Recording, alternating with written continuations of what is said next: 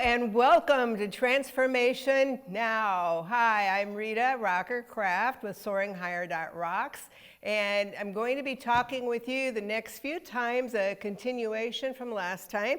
It's regarding my new book, Shaping Your Future, Become the Brand Everybody Wants.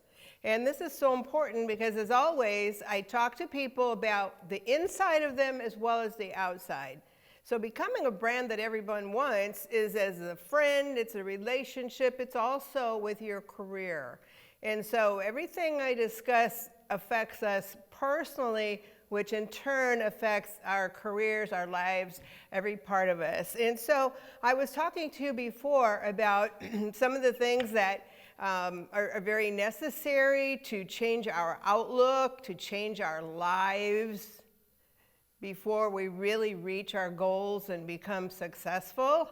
And there are so many things as we've grown up and that we've experienced that may, try to come back up and haunt us or keep us from doing the things that God's given us to do and the abilities. And so today I'm going to continue on with that. And I was talking in the last program about auto-suggestion techniques, our mental GPS. You know, we have a GPS on our phone, so we know how to get to places. Well, the same thing is we have mental GPS up here that can also affect where we go in life, how we get there. Are we running into roadblocks? How do we take the straightest path and get there? And so auto-suggestion techniques are very, very important because so many times when comments, memories, things come up, we tend to want to, or maybe not want to, but we entertain those thoughts. And they will affect us, they will hold us back, etc. And so auto-suggestion techniques are very important because every time something hits us, we immediately don't dwell on it, don't chew on it, don't feel badly about it. But what we want to do is flip it around. It's that brain jujitsu that I talked about before. And immediately, as we'll go through this program, switch those thoughts around to the ones that you want, the ones that are going to change your life and bring you forward. And so I was talking here in my leadership guide that professors will be using in colleges is list 5 thoughts that are not beneficial to you. So that's where I'm going to start off today. Okay, we all have thoughts that can be not so beneficial, but it's because we've lived them, we've heard them, we compare ourselves to others, we do all these things, and then these thoughts come back and hit it upside of the head. Okay, maybe I'm not as smart as my sister, my brother, this person, that person, whoever. Well, you know what? We all have gifts and talents. And maybe they have gifts and talents in sports or something, but you're gifted more in technology or baking or ballet or whatever the case may be. You're a good mediator of kids' fights, something like that. You're great with working with checkbooks and could help other people who haven't a clue what to do. So think about that. Well, I'm not as smart as, well, we're all smart. We're all gifted with brains that God gave us. And so you never want to dwell on, I'm not as smart as so-and-so because that's what my parents or a teacher or somebody said. No, that is not true. You have your gifts and your talents. Oh, I'm embarrassed about my car, my home, my clothes. Okay, I want you to ask yourself, does that define me? Does something with 4 wheels define me? Does the size or type of home I live in define me? No, it doesn't. And so a lot of times we feel badly that we don't meet up to other people's standards by what we're driving, where we're living, what we're wearing. That does not define you at all. You're a beautiful child of God. And you have so many qualifications and skills. So never allow something like that to define you. That's just something that we work on in our lives as we go for new goals that we want. Oh, nobody at work likes me. You know, so many times when we feel like we're not being liked, you know what the bottom underneath is all about? A lot of times it's because we have stuck in our head, I'm not likable. Therefore, I start giving off energy. One of my sisters has always been like that. Always felt unworthy, unloved, and it wasn't true. But then she wondered why people were always seeming like they didn't like her or didn't approach her, weren't really interested in talking to her. And I said, it's the energy. So a lot of times if we feel unworthy, we feel unlikable, we don't even mean to. It's subconscious, but that's the kind of energy we're giving off to other people. And they feel that energy, and people treat us the way we treat ourselves. So always remember that, it's like, oh, nobody likes me. You are worthy. You are so worthy. And don't let anybody's words or treatment put in your mind that you're not worthy, because you are. You're worthy of great jobs. You're worthy of a great career. You're worthy of great relationships. You are worthy. And so if you think nobody likes me, start telling yourself how valuable you really are, and watch what kind of energy you're giving to other people. When you see people, smile at them, treat them important. Mary Kay Ash with Mary Kay Cosmetics, she always said, look at every person as if they had a sign around their neck saying, please make me feel important. And so even if sometimes you feel unworthy, the best way to get out of that is to smile at other people, talk to other people, approach them, and let them know that they're important, and then in turn, that's going to bounce back onto you. So always watch your energy, and we'll talk about that a lot in the next couple sessions. I want to change jobs or careers, but I'm just not qualified. Is that true? Do you have heart's desires you've had all your life, and that's what you really want, but that's not where you are? What do you need? It may be that you just need some classes. You just need to hang around with different people. What is it that you need? Because we can all change jobs or careers. I've seen so many people. I love watching America's Got Talent, and now, American Idol, because you see people there that have had really tough lives, lots of struggle, like that chicken catcher guy that I mentioned before that ended up with the $1 million in America's Got Talent as a chicken catcher, and everybody was rolling their eyes around thinking, good grief, why is he on the stage? Well, he won.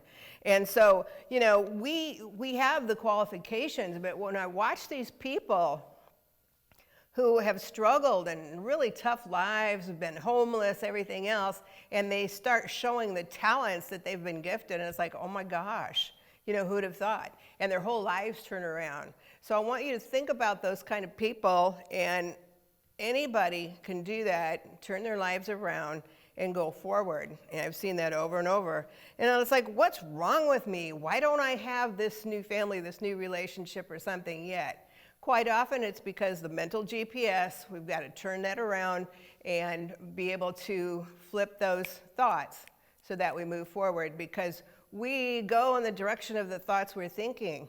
Are they holding you back, or are they moving you forward? And I know firsthand how important that is. Pushing through to your destiny. Think of energy again. Once I really realized what energy was all about, and that people were giving off and that I was giving back, I thought, oh my gosh, this is really true. It's something to really watch and know that it's extremely important. Positive energies when you are dealing with other people, whether personally or professionally. So think about, what are the positive energies that you feel from other people, and it makes you want to be around them. It makes you enjoy being with them rather than running away, okay? They make you feel happy. They make you feel appreciated. They make you feel motivated, energized, loved. Okay, what are those energies that really draw you to people? You got to think about that a lot. And then list negative energies that maybe you feel when you're dealing with other people. Think about that first. Okay, well, when I'm dealing with a parent or a teacher or my boss or someone like that, I actually get afraid. I feel afraid. I feel like they're going to be upset, or I'm intimidated, or judgmental, like they always seem judgmental, they always seem angry, they always seem self-focused. What energies are negative? And you'll start realizing as you're watching other people and as you're communicating with them, what this energy is doing to you and how it's affecting you. Because as we go through this, the more we think about those energies, if somebody's being, I'll just use the word jerk. If somebody's being a jerk and they're being nasty or rude to us, do we have to be nasty and rude back? Or do we have to hang our head and feel badly and go, well, gosh, I guess they're right? Nope. No, we don't have to. Okay, because we know who we are, we know our value and our worth, and we don't have to feel that way anymore. And so you've built up confidence in you that it's somebody's opinion. It's just something somebody's saying. So really, really, really should not affect who you are and your value and your worth. So, others may try to influence your life by turmoil, chaos, uncomfortable encounters. But should you really have to live with that any longer? Okay, because that does affect every part of our life. Why? Why should I live with this situation any longer? And there's 3 ways to answer that. First is yes. But this is okay because it works for the good of my family, myself, and my future. It will have a positive effect. Why? Okay, you need to answer why is this situation going to have a positive effect? Or, no, this is not okay, and will cause more disruption, financial loss, pain, etc. That's a red flag. I've denied a lot of red flags in my life and went forward that way anyway, but then we always regret that. So just think, is this a red flag? Is this telling me that I need to stop this and turn around or go that way instead? Or, you know what? I need more information to convince me this is a favorable experience or relationship, and this is what I need to do next. Okay? That might be switching relationships. Like Warren Buffett once said, it's better to sometimes switch boats, I think it was boats, than try to keep patching up the old ones. Sometimes it's better to just switch to a new one. I need more information on how to correct my financial situation, how I can work with that, have someone help me with a budget, for instance. I need to clean out the clutter in my life, in my home, at work, whatever the case. Sometimes it's physical clutter. Sometimes it's just like, comes down on us and boggles our mind. I can't handle that, and so I try to get rid of things. Or do I need the clutter of memories? Do I need to get rid of a lot of those memories? And they'll keep trying to come up and bat you upside the head, and so you just kick them out again and think of something that is opposite of what was said, what was done, etc. And so, I say, hey, do you have a growth plan? Do you have a life enhancement game? What's in your boat? And so there are some exercises in the book for that too. And it could be, again, eating exercise programs. Do you have friends who have your back?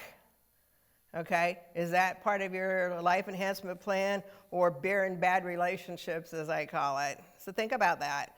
Do I have grouchy people? Do I have friendly people? What's going on in my life enhancement game as I fill my own boat with the things that are positive and that will move me forward?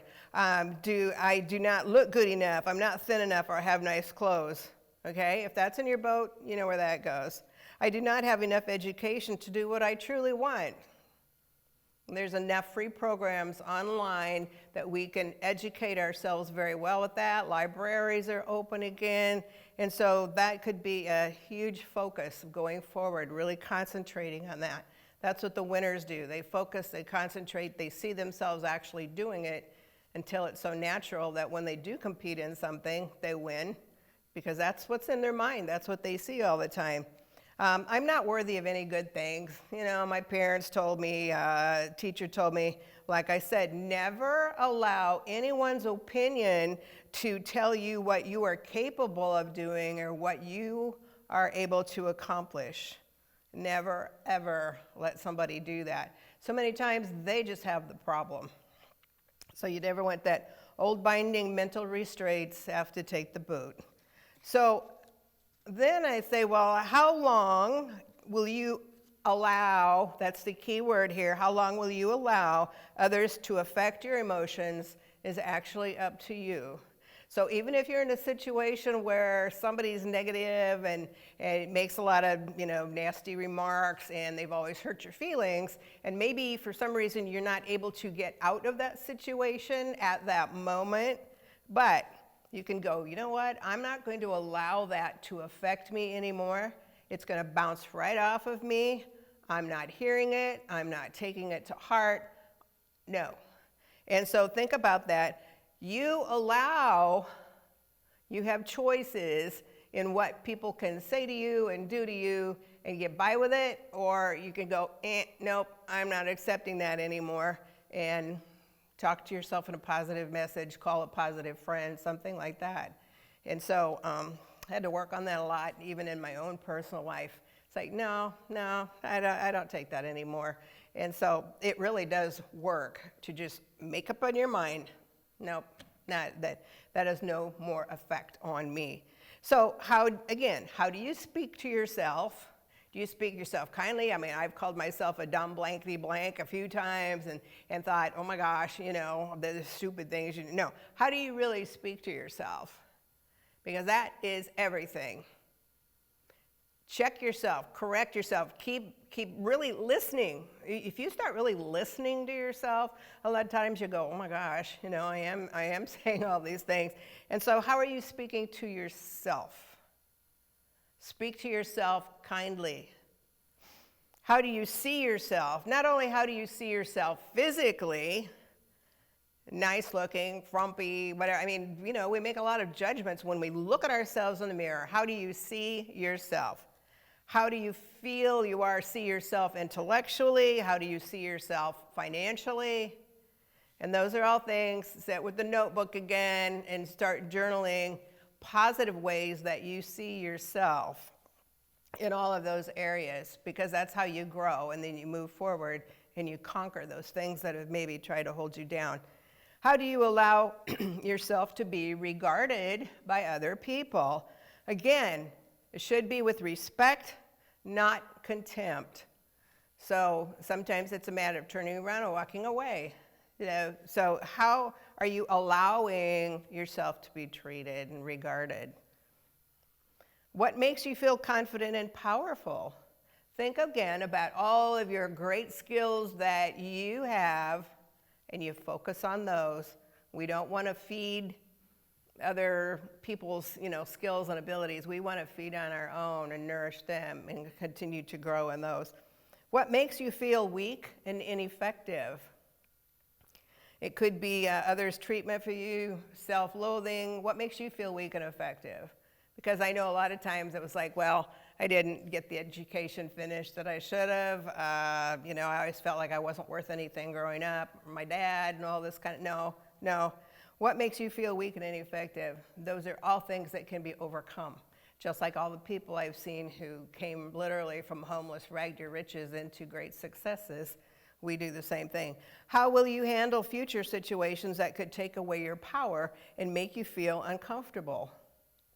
Sometimes it's a matter, okay, maybe you're all slumped down and you're feeling bad and you're looking down and somebody says something and it just makes it worse.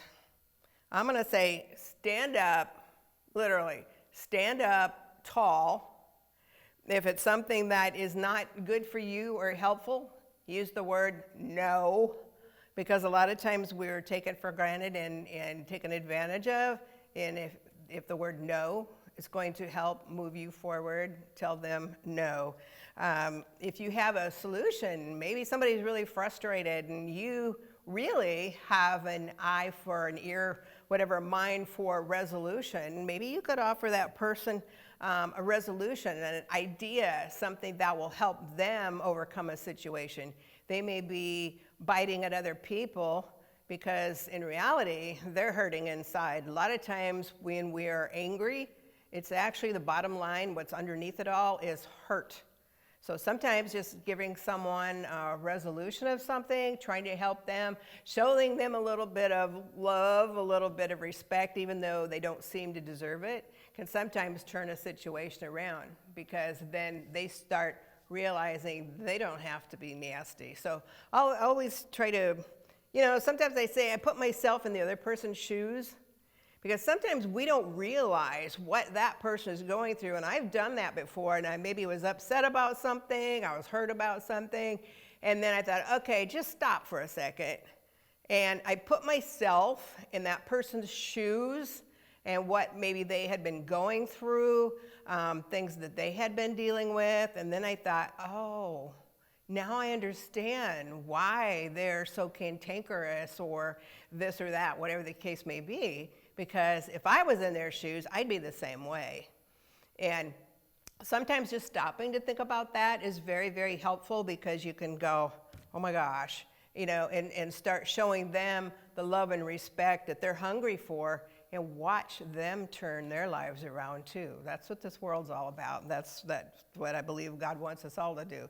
So overcoming fear, disorder, and disappointment is awesome to be able to really compete in the amazing world that we live in. Now, right now, our world is pretty amazing, for sure. But God's got a lot of good plans for us. So on one of the pages in here in my book, there's asking questions for acquiring and maintaining an indispensable reputation that will help with our mental GPS. Okay, and so I'm just going to follow these through my book for a moment on some of the questions that we can ask and really help turn those thoughts around. One is, what was my reason for that particular decision or behavior? Why did I react that way? Because we can't really control how people act towards us, but we can control how we react to what has happened. And that's when we really know that we're strong and we've gone forward. Was it based out of fear, a lack of interest on my side or theirs? Because it was the easy way out, although not the best, most efficient or thoughtful way to handle it? So we can stop and think about, why did this happen? What was the reason for the decision? Was it a good one or not? Another one is, did their response have any merit at all? Maybe something was cheaper, quicker, easier, or was it unethical? Was it strictly self-seeking? So you can ask yourself all kinds of questions that will help you determine how to act and react next time you're in a situation like that. How does their rejection or disapproval affect my job? Okay. Is it affecting my image? Do I feel badly? Do I have feelings of worth that are just shot? My status with others? How is that now that I made a particular decision? So we want to take time to examine those in depth as well. Another one is, how can I show a strong yet positive outlook in spite of it? What is the most effective way to communicate to bring this situation to a workable solution? So think about solutions that maybe you can offer to another person or to the team. Should I send a letter or make a call with a positive problem resolution in hand? People love suggestions and solutions. And then the last one is, there are times when seizing the reins is appropriate, but there are also other times when letting go can be beneficial. Releasing the reins to someone a lot of times creates a more empowered employee, teammate, or family member who provides you with the opportunity, to truly learn and grow from the experience.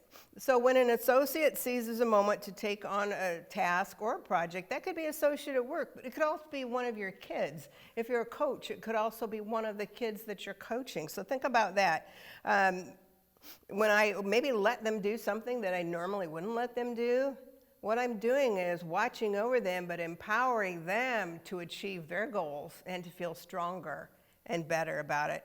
So next time when negativity might try to come forward, I just say, shift your thoughts. Okay, I'm going to stop for a second. What can I do to react differently? How can I help that person what's the situation, what is this behavior going to accomplish for the future, and what's that one going to accomplish, and then you know which way to go. So always think about that, and next time negativity happens, stop and immediately shift your thoughts. And that means even, like I said, bring your shoulders up, chin up, really focus on the situation, the person, the issue. Focus on yourself as being strong and going forward the way you can do. So as Joel Osteen said, when you allow what someone says or does to upset you, you're allowing that person to control you. And you are in control of your destiny. And we're going to have several things on the next few programs to talk about to really push you forward and give you great joy in how you feel and the strength that you've acquired through this. So have a wonderful day, and I look forward to seeing you again. God bless.